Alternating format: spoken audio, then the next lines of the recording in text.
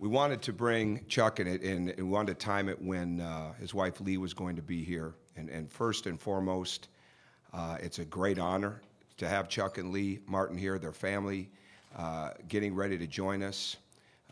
Chuck is someone that I have known for some time, but as much as I didn't know him as well as I knew his reputation, and had mutual friendships that had respect for him, and had seen the work that he had done over a period of time, going all the way back to UMass, and then certainly with Drexel, and then competing against him in the Big East when he was at St. John's with Norm Roberts, and seeing what he did in a short period of time, really not only with the recruiting at Memphis, but with the player development at Memphis.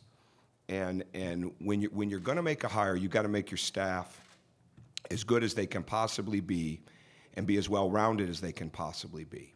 And recruiting is a part of it, but teaching, skill development, all those things are a really big part of it as well. But maybe the biggest thing, and this is where it came back to constantly, after I had targeted Chuck, when Kenny Johnson left to go to Louisville, and when I had targeted Chuck as somebody that had a strong interest in and started to make calls, the common thread that came back to a person was what kind of person he is. All right, to the terms of great guy, really good person, great man, great coach. Those are the kind of things that excite you, because I'd already seen the intellect and the knowledge and the personality in the sense of what he had done in college coaching and what he had done with the Oklahoma City Thunder. And to me, what it kept coming back to me for how I felt talking to Chuck when he would come in here and we would talk basketball when he was coming in with the Thunder, as I was talking to another great coach. He happened to be scouting for the Thunder, but I was talking to a great coach, and he inspired me, and he gave me ideas, and actually some things that we actually even put in. And it reminded me right away of how I felt when I first started to see Benny Seltzer, when he was with Kelvin Sampson at Oklahoma, and then working with him in USA. And when you get inspired by other people and you're looking forward to seeing them the next time, I think that's a great trait, and I'm always looking for that. I mean, I want as complete a staff, but I don't want to look at a staff and say, well, I don't know if they can do this, I don't know if they can do that. They've got to really be able to do everything. And the thing about Chuck is he's done it, because I covered everything that he's done as an assistant, what he's done with the Thunder, but he was also a head coach.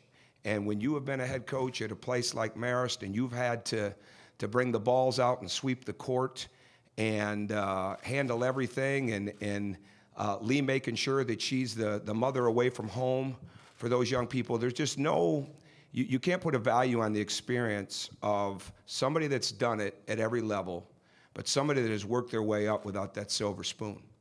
And sometimes it can happen in staffs, it can happen with teams. You can wake up on third base and thought you hit a triple. That's not how it works.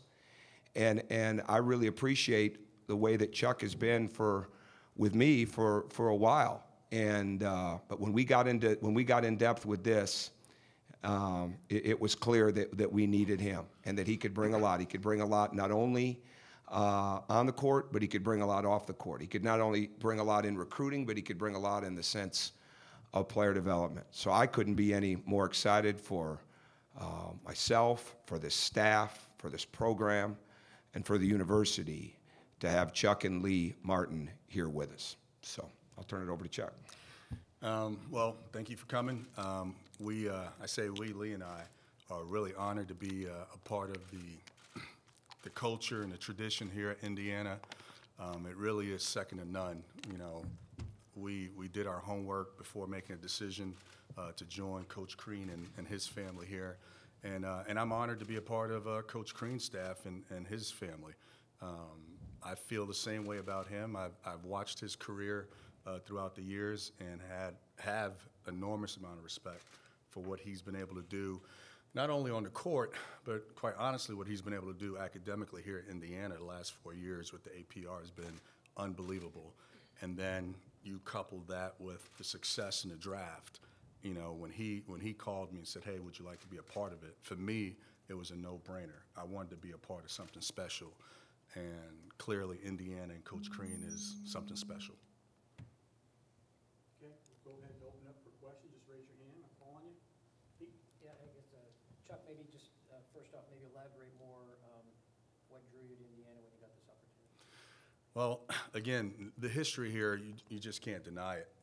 The things that have taken place here at Indiana are really unbelievable. But more importantly, I think the connection with Coach Crean. Every job that I've taken in my career has been an immediate attraction and connection with that person. And those people have really helped me throughout my career. And every decision I've made in my career has been because I felt like, A, he's a good person, and B, I'm going to learn something. I clearly learned something with the Thunder. It was a phenomenal year. I learned a lot in 12 months, and I feel that way with Coach Crean. You know, I really want to be a part of his staff. I wanted to be a part of the staff because I felt like I would be better. And that's kind of how I've made all my decisions in my career. You know, who can help me develop, who can challenge me as a coach, as a person, and I'm willing to go through the challenges to grow, and that's really it. You know, there's a chemistry with Coach Crean right away.